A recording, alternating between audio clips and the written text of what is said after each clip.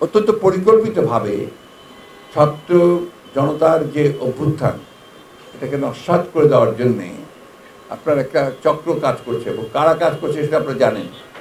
পতিত ফ্যাসিবাদ হাসিনা বিদেশে ভারতবর্ষে আশ্রয় নিয়েছেন, এবং সেখান থেকে যে অপপ্রচার চালানো হচ্ছে আপনার এই বাংলাদেশ সম্পর্কে, মানুষের সম্পর্কে, এই অপপ্রচারগুলো কখনোই গ্রহণযোগ্য হতে পারে না। বাংলাদেশের মানুষ এটাকে অবশ্যই তারা প্রতিবাদ করছে, এবং এই ধরনের কোনো অপপ্রচারে তারা কান দেবে না, এটা আমরা বিশ্বাস করি। একই সঙ্গে শিল্পক্ষেত্রে আপনার একটা অস্থিরতা সৃষ্টি করার চেষ্টা করা হচ্ছে।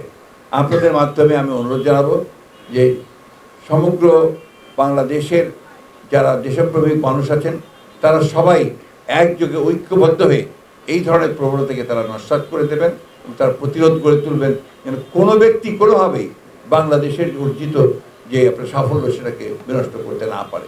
এই কথাগুলোকে খুব গুরুত্ব সহকারে আমাদেরকে নিতে হবে। এবং একই সঙ্গে আমরা সবাইকে অনুরোধ করব যে এই শিল্প কলকারখানাগুলোকে চালু রাখার ক্ষেত্রে আমরা বিশেষ করে বিএনপির নেতাকর্মীরা যে যেখানে আছি আমরা যেন সর্বাত্মক সহযোগিতা করতে